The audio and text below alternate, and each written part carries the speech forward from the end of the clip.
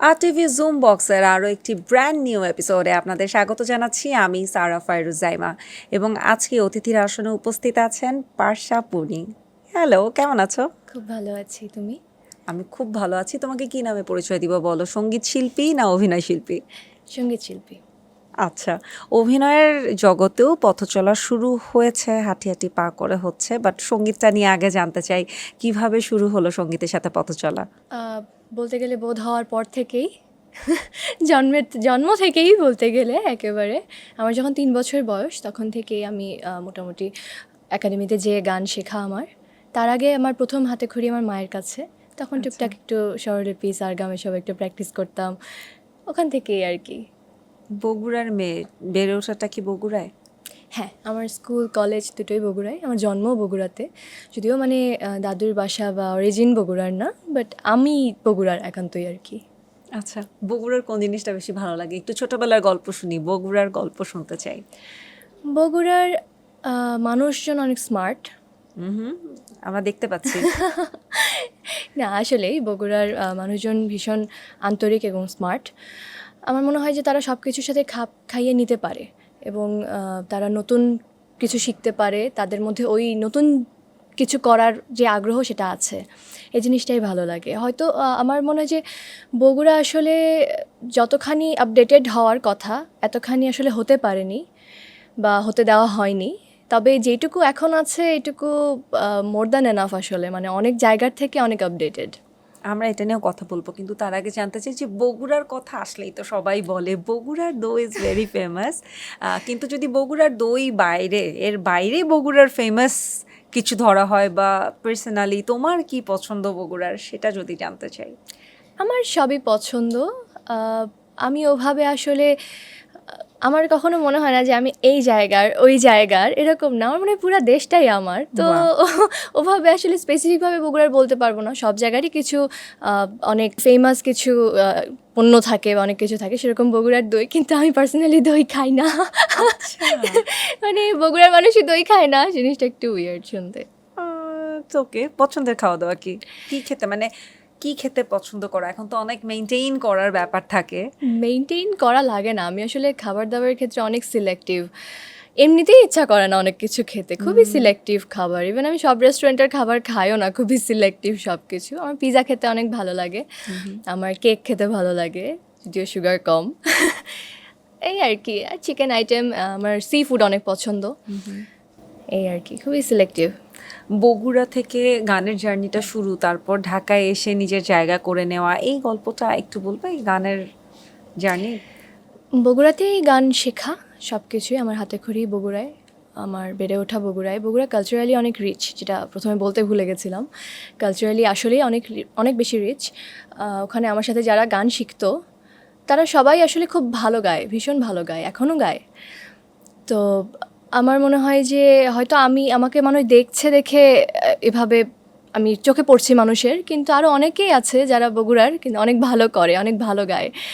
তো সেই জায়গা থেকে যদি বলি, বগুড়া থেকে ঢাকায় আসার জার্নি, তখন অলরেডি আমি অনেক কিছু শিখে এসেছি। তো ঢাকায় এসে শেখা হয়েছে এমন না, বিষয়টা বগুড়া থেকেই শিখে এসেছি গানের বিষয়গুলো। ঢাকায় এসে হয়তো মিডিয়ায় কাজ করা, গান করা এসব। তো মেইনলি ভার্সিটির কাজেই ঢাকায় আসা, ভার্সিটির উদ্দেশ্যেই এখন এসে কাজ টুকটাক করা হচ্ছে। পার্শা নাকি পূর্ণি, কোন নামে রাখবো? পারশা। পার্শা। পার্শা, মিডিয়াতে আসলেই তো অনেক ধরনের অনেক গুঞ্জন মানে রটতে থাকে অনেক কিছু, সব নেসেসারি না, সব সত্যি হওয়া মিথ্যা হওয়া, আবার যা রটে তার কিছু তো বটে। গানের জগৎ দিয়ে যদি শুরু করি, শোনা যায় যে তাশরিফ খানের সাথে নাকি তোমার একটা প্রেমের সম্পর্ক আছে, ইজ ইট? না, একদমই না, কোনো দিনও ছিল না, 1 মিনিটের জন্যও না। মানুষের ভুল ধারণা আসলে। মেইনলি জিনিসটা শুরু হয়েছিল যে আমরা দুদিন আসলে দেখা করেছিলাম, তো তখন আমাদের গানের প্রজেক্ট নিয়ে। তো তখন আমাদের জামার কালার ম্যাচ হয়ে গেছিলো, তো ওখান থেকে মানুষ একটা জাস্ট ধরে নেওয়া, মজা করা আর কি ওখান থেকে। জামার কালারটা ম্যাচ হয়ে যাওয়ার ব্যাপারটা ঠিক বুঝলাম ওটা না, প্ল্যান ছিল? না না না, কোইন্সিডেন্টলি ম্যাচ হয়ে গেছিলো, 2 দিনই ম্যাচ হয়ে গেছিলো। তাশরিফ ভালো বন্ধু? হ্যাঁ, ভীষণ। সেটা কি মানে এই গানের প্রজেক্টের আগে থেকেই নাকি? হ্যাঁ, গানের প্রজেক্টের আগে থেকেই ভালো বন্ধু। উনি বলতে গেলে আমার আমার টাইপের মানুষ, এই জন্য কথা বলে ভীষণ স্বস্তি পাই। কিন্তু প্রেমের সম্পর্ক নেই, জাস্ট ভালোই বন্ধু। অভিনয়ের আশাটা কিভাবে হলো? অভিনয়ে আসা আমার প্রথম নাটক প্রবীর রায় চৌধুরীর লাভ লাইন। অভিনয়ে আসা বলতে আমি টিভিসি করেছিলাম কিছু, যে নেসক্যাফের, এয়ারটেলের, ওখান থেকেই আসলে অভিনয়ের জন্য ডাকা হয়েছিল আমাকে। তো উনি যে ডিরেক্টর ছিলেন উনি ভীষণ গুণী মানুষ, উনি দেখেই বলেছিলেন যে ওনার যে ক্যারেক্টারটা ওটা আমার সাথে যায়, উনি ওভাবেই লিখছেন। আমার মতো একজন, যে আমার মতো চোখ, আমার মতো চুল, এরকম ধরনের একজনকে উনি লিখছেন। তো সেখান থেকে বলছিলেন যে তুমি করতে চাও, মানে আমি কি পারবো, আমি তো কখনো মানে চিন্তা করিনি যে এরকম কিছু করবো। তো ওনার অনুপ্রেরণাতেই আসা আর কি। তার আগে যেহেতু বিজ্ঞাপনে গেছো, তার মানে তো অভিনয়ের কিছুটা আগ্রহ ছিল নিশ্চয়ই। কিছুটা, একটু ভয় তো থাকেই, মানে যেহেতু টোটালি একটা ডিফারেন্ট সেক্টর, মানুষ কিভাবে নিবে বা ওই সেক্টরের মানুষগুলো কেমন, সব কিছুই তো আসলে বিবেচনায় আসা উচিত। এই অভিনয়ের জগতে যে প্রথম নাটক করার পরেই একজনের সাথে, প্রথম নাটকের নায়কের সাথে সেখানেও একটা প্রেম বা এরকম একটা ব্যাপার চলে এসেছিল। তো এই যে যখন মানুষ একটু মিডিয়া ব্যক্তিত্ব হয়ে যায়, একটু সেলিব্রিটি হয়ে যায়, তখন তো অনেক ভালো খারাপ অনেক কিছু শুনতে হয়, কিভাবে ডিল করো? আমার ক্ষেত্রে খারাপ কিছু ওভাবে আসেনি এখনো, হয়তো আসবেও না, আমি আসতে দেই না কারণ কমপ্লেন করার কিছু রাখি না আমি। সেক্ষেত্রে এমনি টুকটাক তো মানুষ বলতেই থাকে, ওটা তো একটা ভালো জিনিস দিলেও মানুষ বলবে, কেউ না কেউ তো বলবে, ওগুলো আমি কানে নেই না আসলে। এই যে খারাপটা যে আসতে দাও না, আমার মনে হয় না কেউই চায় জেনে বুঝে যে খারাপ আসুক। তো এই খারাপ আসতে না দেওয়ার পদ্ধতিটা কি, তো বলবে আমাদেরকে? আমি খুব বেছে কাজ করি, খুব বেছে মানুষ সিলেক্ট করি যাদের সাথে আমি কাজ করব, এবং যাদের সাথে আমি কাজ করি তারা ভীষণ ভালো মানুষ, গুণী মানুষ। আমি আসলে বলতে গেলে ওই যে বলে না স্যাপিওসেক্সুয়াল, ওই টাইপের, যে বুদ্ধিমত্তার প্রতি বা বুদ্ধির প্রতি, ইন্টেলিজেন্ট পিপলদের প্রতি আমার অ্যাট্রাকশন অন্যরকম। তাদের সাথে কথা বলতে ভালো লাগে, মিশতে ভালো লাগে। ওই জায়গা থেকেই যে ডাম পিপলের সাথে না, ভালো মানুষদের সাথে, যারা ভালো কাজ করে তাদের সাথেই আমি মিশি এবং চলি।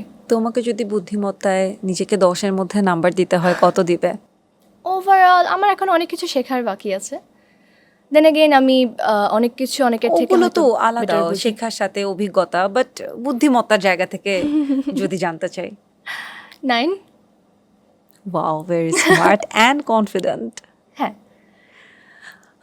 যদি বলি গানের জগতের কথা, আইডল কাদেরকে বলবে বা তোমার পছন্দের শিল্পী কারা? সবার প্রথমে শ্রেয়া ঘোষাল, উনি ভার্সেটাইল, আমি ওনাকে ভীষণ ফলো করি, সবই গাইতে পারেন, অন্যরকম একজন মানুষ। এরপরে তো আছেই, আসলে অনেকেই আছে, আমি ওভাবে আলাদা করতে পারি না, সবারটাই ভালো লাগে। বাংলাদেশের থেকে যদি বলি, বাংলাদেশের থেকে তাহসানের গান আমি ছোটবেলায় অনেক শুনতাম, যে সারাদিন ধরে শুনতাম, এরকম আছে। প্রীতমের গান এখন খুব ভালো লাগে, আমি শুনি। ইমরান আমার ভীষণ ভালো বন্ধু, আমি ওর গানও শুনি, খুব ভালো লাগে। ইমরানকে নিয়েও মানুষজন নাকি শুনি যে তোমাকে দেখে মানুষ ইমরানের বউ মনে করে, ব্যাপারটা কি বলো তো? বেচারা তো বিয়ে করলো কিছুদিন আগে, তোমাকে কেন বউ মনে করছে? না আসলে ও হচ্ছে বিয়ে করার পরপরই আমার ওই নাভেদ পারভেজের বিয়েতে আমাদের সবাইকে মানে দাওয়াত দিয়েছিল আর কি। তো আমরা ওখানে গিয়েছিলাম, তো ইমরানের ওয়াইফ যায়নি, তা আমি গেছিলাম। তো তখন মানুষ তো চিনে না, অনেকে চিনে না দেখে ভাবছিল যে ওটা আমি, তখনও আমাকেও যে সব মানুষ চেনে এমন না। ওই জায়গা থেকেই একটা মানে অনেকে জিজ্ঞেস করছিল এটা কি তোমার বউ, অনেকে এসে আমাকে বলছে মানে সালাম দিচ্ছে, ভাবছে যে বউ। ওই জায়গা থেকেই আসলে। এরপর ইমরানের বউয়ের সাথে দেখা হয়েছিল বা ইমরানের সাথে যোগাযোগটা কেমন, কাজ করা হয়েছে? হ্যাঁ, কাজ করা হয়েছে। যোগাযোগ অনেক আগে থেকে, আমি 17 সাল থেকে যখন সেরাকণ্ঠে গেছি তখন থেকেই চিনি। আমাকে ভীষণ স্নেহ করে, বলতে গেলে আমার মিডিয়া জগতে সবথেকে বড় একটা শক্তি বা গার্জিয়ান যেটাকে বলে সেটা উনি। মানে আমি ওনাকে সবই বলতে পারি, মিডিয়া রিলেটেড যা আছে সব কিছুতে হেল্প করা থেকে শুরু করে এভরিথিং, মানে he is guidance for me. এটা তো শুনলাম, এবং একদম কারেন্ট সিচুয়েশন নিয়ে যদি বলি, রিসেন্টলি স্টুডেন্ট আন্দোলন হলো একদম পুরো দেশ জুড়ে, এবং সেখানে গান লিখেছো, গান করেছো এই আন্দোলন নিয়ে, মানে অ্যাক্টিভ ছিলে আন্দোলনটায়। কি চলছিল তখন মাথায়, বা যা প্রত্যাশা ছিল এখন কি দেখছো? কি ছিল বলতে, অ্যাক্টিভ আমি প্রথম কয়েকদিন হতে পারিনি সেভাবে, আমি ভীষণ অসুস্থ ছিলাম, ভীষণ মানে ভীষণ, আমি আসলে উঠতেই পারছিলাম না বিছানা থেকে এমন।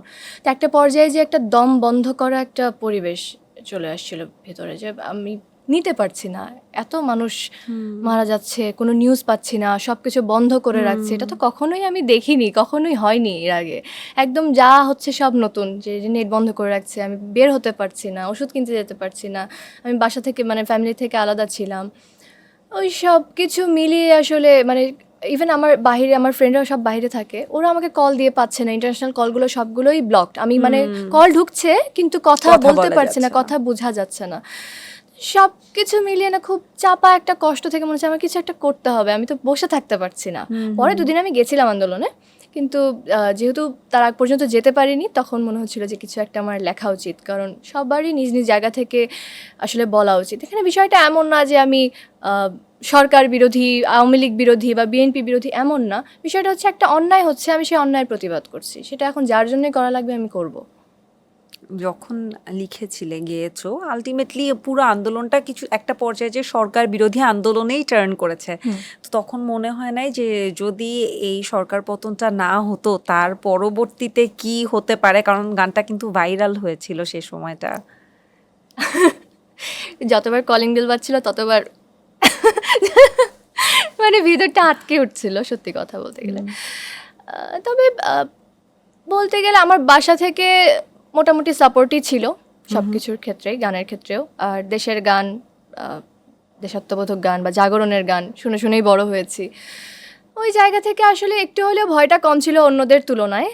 তবে হ্যাঁ, ভয় তো ছিলই, কারণ যদি এখন চিত্রটা উল্টো হতো তাহলে আমার জায়গা কোথায় হতো আমি নিজেও জানি না। ক্যারিয়ার তো বাদই দিলাম, জীবনের কি হতো এটাই জানি না। কিন্তু আমার মনে হয়েছে যেটা সত্যি সেটা আমি বলবো, বলা উচিত। যেহেতু হুমকি বা থ্রেট, হুমকি বা থ্রেট হচ্ছে কমেন্টস এসেছে অনেক, আর আননোন কল আমি এভাবে ধরি না। সো আননোন কল এসেছে এর মাঝে অনেক, কিন্তু আমি ধরিনি, ইচ্ছা করেই ধরিনি। আর ওই যে বললাম কমেন্টসে তো আছে যে চুলের মুঠি ধরে নিয়ে যাবে, এরকম টাইপেরও কমেন্টস আছে এখনও, গানের পোস্টে গেলে পাওয়া যাবে। তো এগুলো ছিল। কিন্তু আমার কথা হচ্ছে যে আমি ওখানে ভুল কিছু লিখিনি। আমার কথা, প্রত্যেকটা লাইন বাংলার প্রত্যেকটা মানুষের কথা, এখানে ভুল কিছু নেই, একটাও মিথ্যা কিছু নেই, সবার চোখে দেখা জিনিস। এবং আমার গানটা খুবই দুঃখের, ক্ষোভের গান, যেখানে আমি উল্টোভাবে বলেছি যে চলো ভুলে যাই। এখানে ধরার আসলে কিছু নেই, আমি এটা রাগ করে লিখেছি। আমরা কি 2 লাইন এখন একটু শুনে নিব? ভুলে যাই আমি, ভুলে যাও তুমি, ভুলে যাক পুরো জাতি, কিভাবে মানুষ মরেছে অকালে, কিভাবে কেটেছে রাতি। আমি ভুলে যাই কিভাবে বুলেট ছিদ্র করেছে মুগ্ধকে, তুমি ভুলে যাও আবু সাইদের বিশ্বাসে ভরা বুকটাকে। জাতি ভুলে যাক কালো রাত আর স্মরণ করুক রেলটাকে, চলে যাক নেট নিভে যাক, জাতি হায় নাতে খাক দেশটাকে। বাহ! খুব কষ্ট, মানে কষ্ট মেশানো ক্ষোভ গানের লিরিকে এসছে। এছাড়া আর গান লেখা হয়েছে বা লেখালেখির দিকে আগ্রহ কতটুকু? অনেক বেশি গান লেখা হয়েছে। আরটিভিতেই আমার দুটো নিজের লেখা গান আমি আসলে দিয়েছি। লেখা হয় টুকটাক। আসলে গান লেখার বিষয়টা হচ্ছে আমি খুব কষ্ট না পেলে গান লিখতে পারি না। কেন জানি পারি না। মানে লিখি কিন্তু খুব খাপছাড়া হয়। মনে হয় কিছু একটা এটা তো অপূর্ণ। সেই কথার মতো হয়ে গেল, বলে না যে প্রেমে ছ্যাঁকা না খেলে নাকি ট্রু আর্টিস্ট হওয়া যায় না। অনেকটা তাই, ঘটনাটা কি আসলেই এরকম? তাই। শুনেছিলাম যে তুমি নাকি কি একটা প্রেমে ছ্যাঁকা খেয়েছো ক মাসের প্রেম করে, তারপরে আর প্রেমই করতে ইচ্ছে করে না। ব্যাপারটা কি তখন থেকে শুরু? হ্যাঁ, তখন থেকেই বলতে সত্যি? গেলে। হ্যাঁ, ক মাসের প্রেম ছিল? বেশি দিন না। ওই হবে ৪-৫ মাস। কতদিন আগের কথা সেটা বলা যায়? ১ বছরের বেশি হবে। আচ্ছা, বিশ্ববিদ্যালয়ে আসার পরে সেই প্রেমের শুরু। তোমাকে ছ্যাঁকা দিয়ে দিল? সত্যি নাকি তুমি ছ্যাঁকা দিয়েছিলে? না, আমি দেইনি। গান নিয়ে ভাবছো, অভিনয়ও করছো, কোন দিকে এখন মনোযোগটা বেশি? এখন গান নিয়ে মনোযোগটা বেশি। অভিনয় আসলে ভ্যালেন্টাইনের টাইমে হয়তো আমার আরেকটি নাটক আসবে, আচ্ছা। তাই একটু সময় নিচ্ছি। কারণ করলে আমি খুব বেছেই করব অভিনয়টা, যেহেতু আমি নতুন। আবার স্ক্রিপ্ট দেখে বুঝে, মানুষ বুঝে, প্রোডাকশন হাউস বুঝে, ডিরেক্টর বুঝে, অনেক কিছু বুঝে করতে হয়। গানেরটা তো তাও মোটামুটি একটা আইডিয়া চলে এসেছে এতদিনে, করতে করতে, গাইতে গাইতে। অভিনয় তো আমি একেবারেই নতুন, আমার অনেক শেখার বাকি। সেক্ষেত্রে যদি খুবই কমফোর্টেবল ডিরেক্টর না হয়, খুবই যদি কমফোর্টেবল সেট না হয়, তাহলে তো ভালো আউটপুট আমি দিতে পারবো না। আমি যতই ভালো অ্যাক্টিং করি বাসায়, ওখানে পারবো না। তো ওই জায়গা থেকে একটু সময় নিচ্ছি। আর গান তো চলছে, এটা চলতেই থাকবে। জোভানের পাশে বসে বলছিলে যে তার সাথেই নেক্সট কাজ করতে চাও, যেহেতু করে ফেলেছে, এখন তো সে নেই, সো এখন তোমার জন্য ওপেন। তুমি যদি বলো যে কাদের সাথে কাজ করতে চাও, তোমাকে যদি তিনজনের নাম বলতে বলা হয় সিরিয়ালি, যে যদি তোমার হাতে সুযোগ থাকে তাহলে পর এদের সাথে কাজগুলো করতে চাও? তাহসান। গান গেতে চাও না অভিনয় করতে চাও তাহসান ভাইয়ের সাথে? দুটোই। আচ্ছা না, উনি আমার ভীষণ পছন্দের মানুষ, আচ্ছা। আমি ছোট থেকে ওনার ফ্যান। আর অভিনয় বলতে সবাই তো কম বেশি ভালোই করে, আমি এখানে কি বলবো। পছন্দের মানুষ থাকে, এটা আসলে পছন্দটা কিন্তু অভিনয়ের ভালো খারাপ দিয়েই যে সবসময় হয় তা না, যার যার পছন্দ সেই জায়গা থেকে। যদি কখনো মুভি করি সেক্ষেত্রে হয়তো আরফিন শুভ, ওনার মানে সব কিছু আমার পছন্দ, ফিজিক বলতে গেলে বা চেহারা সব কিছুই। আর আরেকজন যদি বলতে হয় তাহলে খুবই ডিফারেন্ট ক্যারেক্টারে যদি করি, রোমান্টিক না, তাহলে চঞ্চল চৌধুরী। বাহ, দারুণ। মুভি তার মানে বড় পর্দাতেও কাজের আগ্রহ আছে? আগ্রহ আছে বলতে অফার এসেছে অনেক, কিন্তু আমি করিনি বা করতে চাইনি, কারণ আমার মনে হচ্ছে আর একটু সময় নেওয়া উচিত আমার, কারণ যেহেতু নাটকেই অনেক নতুন, সিনেমা তো আরও বিগার পিকচার্স, ওইটার জন্য অনেক বেশি ভালোভাবে প্রিপেয়ার থাকতে হবে, তো ওই জন্য একটু সময় নিচ্ছি। গানটা তো ছোটবেলা থেকেই শিখছিলে, অভিনয়টা কবে থেকে ইচ্ছে হলো? আমি কখনো শিখিনি এটা, একেবারে ওই সেটে যে আমার প্রথম। সেটাই বলছি যে অভিনয়ের আগ্রহটা আসলো কবে থেকে বা কোথা থেকে? ওই যে টিভিসি করেছিলাম ওখান থেকেই। আর যিনি বললেন যে প্রবীর রায় চৌধুরী আমার ডিরেক্টর যে ছিলেন, ওনার এর আগের কাজ দেখেছি ভীষণ ভালো, এবং উনি খুব ভালোভাবে আমাকে বুঝিয়ে দিচ্ছিলেন সব কিছু, মানে আমার সেটে কোনো প্রবলেমই হয়নি, যে খুব সুন্দর করে সব কিছু গুছিয়ে গুছিয়ে দিচ্ছিলেন। তো ওখান থেকেই আগ্রহ আর কি বেড়েছে যে না, হয়তো আরেকটা করলে ভালো হবে। আর লাভ লাইনের সারা তো খুব ভালো ছিল, এখন তো 25 মিলিয়ন হয়ে গেছে অলরেডি ভিউজ, ভালো ছিল। ওই জায়গা থেকে মনে হচ্ছে যে মানুষ হয়তো বা নিবে, আমি যদি ভালো কিছু দিতে পারি মানুষ গ্রহণ করবে সেটা। এই জায়গাগুলোতে মানে যে কোনো জীবনের পথ চলে অনেক বাধা আসে, অনেক নেগেটিভিটি ফেস করতে হয় না চাইলেও। তোমার জীবনের বাধাগুলো কি ছিল, কি মনে হয়েছে যে এই জিনিসগুলো ওভারকাম করতে হয়েছে, বা নেগেটিভ কি ধরনের? যে কোনো কিছুতে নেগেটিভ বা বাধা আসে না অনেক সময়, এই যে যেরকম বলছো যে হাউস বুঝে ডিরেক্টর বুঝে কাজ করতে হয়, কখনো কোনো নেগেটিভিটির বা কোনো ঝামেলার সম্মুখীন হতে হয়েছে কাজ করতে গিয়ে? সেটা গানের ক্ষেত্রে হতে পারে, সেটা অভিনয়ের ক্ষেত্রে হতে হ্যাঁ পারে, হয়েছে। বা কোনো কুপ্রস্তাব এসেছে কখনো? অনেক আসতেই থাকে, কিন্তু আমি খুব ভালোভাবে সেগুলো অ্যাভয়েড করি। কি ধরনের সেরকম, বা কোথা থেকে আসে, কারা বলে এরগুলো, কি কারা বলে? বলে এটা তো বলতে পারবো না, এটা বললে আমার নিজেরই সমস্যা হবে। তবে আমি খুব ভালোভাবেই সেগুলো অ্যাভয়েড করতে পারি, সেটা গানের ক্ষেত্রেও, সেটা নাটক, অভিনয়, টিভিসি সব কি ধরনের প্রস্তাব আসে? আর যেহেতু তারা খারাপ কথা বলছে, সেটা বলতেই বা সমস্যা কোথায়? কি ধরনের সমস্যা, বা এরকম কোনো বাজে হুমকির সম্মুখীন কি হতে হয়? না, হুমকি না, এটা হুমকি না। বিষয়টা হচ্ছে তারা চায় একরকম, এটা মিডিয়াতে এটা খুবই কমন একটা বিষয়, গিভ অ্যান্ড টেক ওরকম টাইপ। আমার কখনো এই জিনিসগুলোতে মন টানা তো দূরের কথা, আমি কখনো চিন্তাও করিনি, কারণ আমার কখনো দরকার পড়েনি, আর পড়বেও না কখনো। আমাকে মানুষ এমনি ডাকে, এমনি টানে, আমার কোনো কিছু দিয়ে সেটা নিতে হবে না আমার মনে হয়, কারণ আমার ওইটুকু যোগ্যতা আছে। আর তার থেকে বড় কথা, যদি আমার সেই যোগ্যতা নাও থাকতো, যদি আমি কিছু নাও পারতাম, তা আমার জীবনে এমন কোনো চাহিদা বা চাওয়া নেই যে আমাকে খুব বড় হতে হবে, এরকম না। আমি যেমন আছি অনেক হ্যাপি আছি, হয়তো স্যাটিসফ্যাকশনের বিষয়টা একরকম আর হ্যাপি হওয়ার বিষয়টা একরকম। I am happy with what ever I have. তো আমার মনে হয় না আমার এক্সট্রা কিছু করতে হবে টু। এই যে নাম বলছো না, বা যাদের কথা বলছো যারা এই ধরনের কুপ্রস্তাবগুলো দিয়ে থাকে, এরা কি জনসাধারণের খুব চেনা জানা মানুষগুলো, নাকি তারা ক্যামেরার পেছনে তাদের তেমন মানুষ চেনে না? সবই আছে কম বেশি, চেনা জানাও আছে, আবার চেনে না এমনও আছে। আচ্ছা, নাম জিজ্ঞেস করবো না, এরকম করে জানতে চাচ্ছি, যেহেতু তুমি তো একদম নতুনই বলা চলে মিডিয়াতে, তো আমরা যখন পর্দার সামনে যাদেরকে দেখি, যখন পর্দার পেছনে যে তাদেরকে দেখি নতুন করে, এরকম কখনো হয়েছে যে বাহির থেকে দেখে খুব পছন্দ ছিল বা ভালো মানুষ জেনে গেছো, যখন তার সাথে পরিচয় হয়েছে তার একটা নতুন রূপ পেয়েছো? হয়েছে।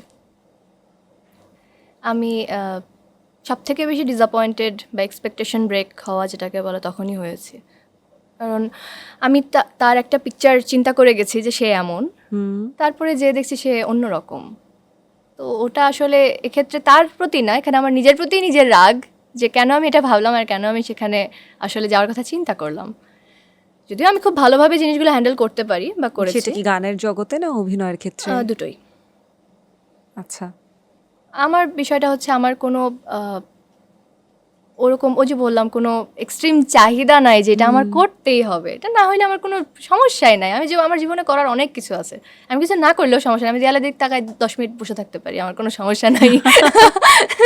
কিন্তু তারপরও যখন না বলো, যখন এড়িয়ে যাও, এমন হয় না যে কাজ কাজ পাচ্ছ না, কাজ ক্যান্সেল হয়ে যায়? হয় এটা? হ্যাঁ, কাজ অনেক ক্যান্সেল হয়ে গেছে এবং মাঝপথে লাস্ট ডেতে এমনও কাজ ক্যান্সেল হয়েছে। আমার তাতে কোনো আক্ষেপ নেই। এই যে কাজের ক্ষেত্রে কতটুকু রাজনীতির সম্মুখীন হতে হয়? হতে হয়। আমি আসলে ভাবে জিনিসটাকে এত বেশি মাথায় নেই না যে শিকার হতে হচ্ছে বা কিছু। আমার মনে হয় হয়নি তো হয়নি, সমস্যা কি, আমার অন্য কিছু হবে।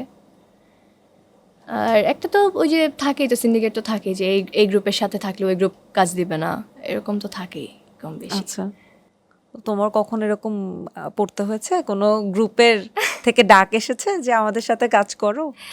না, ডাক হ্যাঁ ডাক এসেছে, ডাক এসেছে, কিন্তু আমি ওভাবে কোনো আমাকে না, আমি নিজেকেই কখনো কোনো ক্যাটাগরিতে ফেলতে পারিনি যে আমি এমন আমি তেমন, এটা করতে পারিনি। আমি এক এক সময় এক এক রকম, আমি একটা গ্রুপে থাকতে পারবো না তো, কারণ যদি তাদের মধ্যে আমি কোনো মানে খারাপ কিছু দেখি, তাদের মধ্যে যদি আমি সততার অভাব দেখি, আমি সেখান থেকে সরে আসবো। সে আমার যতই প্রাণের মানুষ হোক, যেটা ভুল সেটা ভুল, সেটা আমার বাবা করলেও ভুল।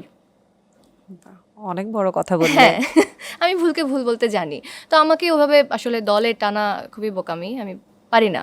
আমি যেটা পলিটিক্যালি হোক, সেটা আমার ক্যারিয়ারের ক্ষেত্রে হোক, সেটা আমার যে কোনো জায়গায়, ইভেন আমার এডুকেশন ক্যারিয়ারে হোক।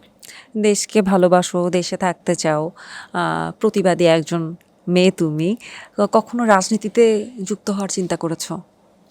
রাজনীতিতে যুক্ত হওয়ার চিন্তা ওভাবে কখনোই করিনি। তবে আমার মনে হয় যদি আমার সেই যোগ্যতা কখনো হয়, যদি আমি খুব ভালো কিছু করতে পারি, বড় কিছু করতে পারি, এবং আমার মধ্যে যদি ওই সততা থাকে, ডেডিকেশন থাকে, যেটা আছে অবভিয়াসলি, তাহলে আমি দেশের জন্য করতে চাই। সেটা রাজনীতির মাধ্যমে হোক, সেটা আমার ফেমের মাধ্যমে হোক, সেটা যেভাবেই হোক আমি করতে চাই। সেক্ষেত্রে যদি আমার যদি রাজনীতি করতে হয়, হয়তো আমি ইন ফিউচার করব, এখন না, এখন আমি অনেক ছোট মানুষ, কেবল আমি সেকেন্ড ইয়ারে পড়ছি। যখন আমার মধ্যে ওই ভারটা আসবে, ওই ম্যাচুরিটি আসবে, হয়তো আমি করতে চাই। যদি গায়িকা না হতে, অভিনয় না করতে, এই মিডিয়া জগতের বাইরে, তাহলে তুমি কি হতে চাইতে বা কি হতে চাও? এখনো তো ক্যারিয়ার শুরু কেবল। ফ্যাকাল্টি, আচ্ছা, টিচার। টিচার। এইটা কি ছোটবেলার ইচ্ছে নাকি এটা এখন? ছোটবেলার ইচ্ছা। আমার বাবা একজন প্রফেসর, আমি আমার আমার ফ্যামিলির সবাই টিচার বলতে গেলে। আমার দাদি, আমার নানি, আমার ফুপি সবাই টিচার ছিলেন। তো বলতে গেলে টিচার ফ্যামিলি থেকে বিলং করি, এই জন্য হতে পারে। আর আমার মনে হয় যে টিচিং প্রফেশনটা সব থেকে নোবেল একটা প্রফেশন। এবং আমার ইচ্ছা আছে যে, আমার এখনও ইচ্ছা আছে, আমি একটা স্কুল দেব, সেখানে আমি বাচ্চাদেরকে আসলে এটিকেটস থেকে শুরু করে মোরাল, গ্রাউন্ড মোরাল, যত কিছু আছে, ফিলোসফি, সাইকোলজি, এভরিথিং যা তাদের জীবনে দরকার to be a good human being and to be a good citizen, আমি সেগুলো তাদেরকে শেখাবো। এখানে পড়াশোনার বিষয়টা হয়তো আমি ওভাবে নিয়ে আসবো না, ওটা তারা স্কুলেই করবে। বাট এই স্কুলটা হবে এমন যেখানে ওরা ভালো মানুষ হতে শিখবে, ওরা ভুলকে ভুল, ঠিককে ঠিক বলতে শিখবে।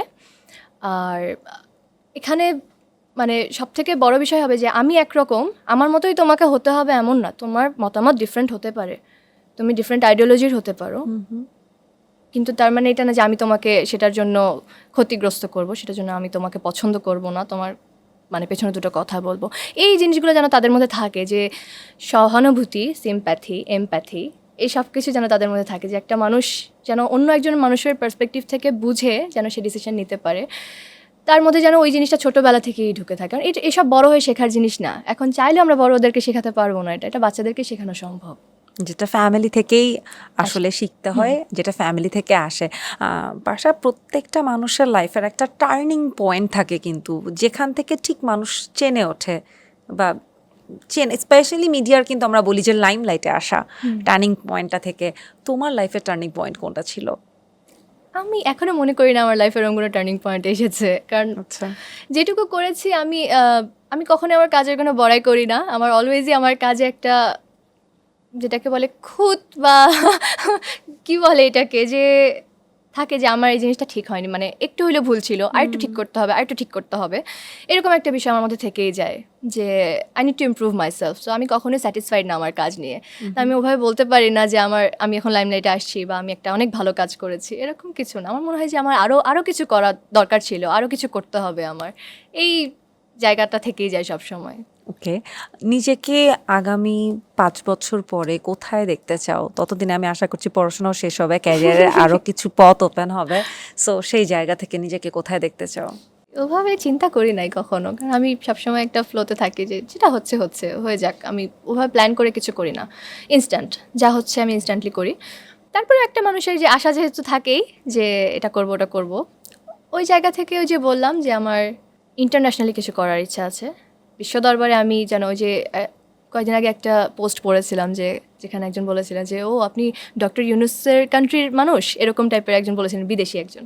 তো আমাকে যেন ওরকম করে যেন মানুষ চিনে যে ও পার্সার কান্ট্রির, যেন এরকম কিছু বলে, এরকম সেক্ষেত্রে কি প্রশংসা বিয়ে করে পরবর্তীতে ইন্টারন্যাশনাল নাগরিকত্ব, বিদেশের নাগরিকত্ব নেওয়ার একটা ইচ্ছা আছে? ওরকম কখনো আমার কোনো আশা উচ্চাশা নাই, ছিল না। আমি ইন্টারন্যাশনালি বলতে আমি আমি ভালো ভালো কিছু কাজ করতে চাই, প্রজেক্ট করতে চাই, সেটা ইউএনের সাথে হোক, সেটা ইউনিসেফের সাথে হোক, সেটা ইউনেস্কোর সাথে হোক, মানে যেভাবে সম্ভব আর কি আমার দেশকে আমি সামনে নিয়ে যেতে পারি যেভাবে, সেভাবেই। সেটা হতে পারে আমার গান দিয়ে, হতে পারে আমার অন্য কোনো কিছু দিয়ে।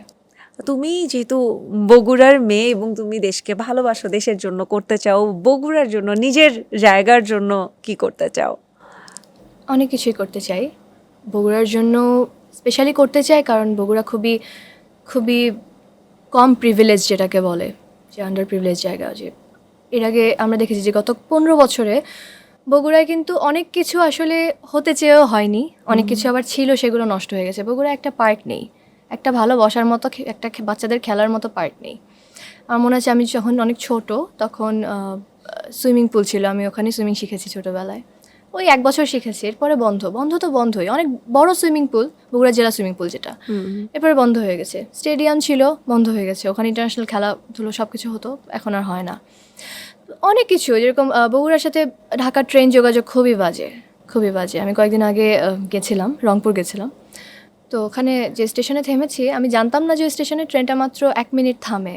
আমি তখন অলরেডি রাত হয়ে গেছে, আমি ব্যাগ নামিয়েছি, আমার ব্যাগে আমার ল্যাপটপ ছিল, অনেক কিছু ছিল। তো যেহেতু নামিয়ে দিয়েছি, অলরেডি ট্রেন ছেড়ে দিয়েছে। তো চলন্ত ট্রেন থেকে আই হ্যাড টু জাম্প, কারণ আমার অলরেডি ব্যাগ ট্যাগ সব কিছু আমি নামিয়ে ফেলেছি। আমি ওখানে কী করতাম, আমার পরের স্টেশন অনেক দূরে। তো আমি পড়ে গেছি, তারপরে আমার 2 পায়ে খুব ভীষণ বাজেভাবে আর কি ক্ষত হয়েছে, মানে আমি অ্যাক্সিডেন্ট করেছি বলতে গেলে। তো এই বিষয়গুলো যে ওখানে সিস্টেমটা খুবই খারাপ, সেটা বগুড়া বলে না, পুরো উত্তরবঙ্গের সিস্টেমটাই খুবই খারাপ। মানে কেন যেন ওখানকার মানুষেরা এত ভালো, এত সহজ সরল, এত সোজা, তারপরেও ওদের সাথে কেন এরকম হয় জানি না। অনেক কিছু বগুড়ার এরকম অনেক কিছু আছে, বা উত্তরবঙ্গেরই বলতে গেলে খুবই বাজেভাবে তারা ট্রিটেড হয়েছে এতদিন। সেই জায়গা নিয়ে আমি আসলে কিছু করতে চাই আমার জায়গা থেকে যেটুকু পারি। যেরকম ট্রেন সংযোগ বলো, বা আমাদের এয়ারপোর্ট হওয়ার কথা ছিল, হয়নি। অনেক কিছুই আছে এরকম, তো করতে চাই ধীরে ধীরে, যদি আমার কখনো সেই ক্ষমতা হয়, যদি সেই যোগ্যতা হয়, করতে চাই। আমরা একদম শেষ দিকে, শেষ করার আগে একটা তোমার পছন্দের গান শুনতে পারি? সোনার পাখি চাতক পাখি, হীরের পাখি যত, মানুষ নামের পাখি শুধু করে মনের ক্ষত। হলুদ পাখি সবুজ পাখি ফিরে নিজের ঘরে, আমার লাল পাখিটা ঘর ভুলে যায় থাকি অন্য নীড়ে। আমার মনের পাখি আমায় মারে মনে আঁচড়ে দিয়ে, আমার মনের পাখি আমায় মারে মনে আঁচড়ে দিয়ে। এই থেকে কি তবে পাখিওয়ালা পার্সা? এটা আমার লেখা গান। এটা পাখি বলতে আসলে পাখি না, এটা মানুষ, মানুষ বোঝানো হয়েছে। কিন্তু এই পাখিওয়ালা পার্সা ব্যাপারটা আসলো কোথা থেকে? আমার সাথের পাখির কথা বলছো?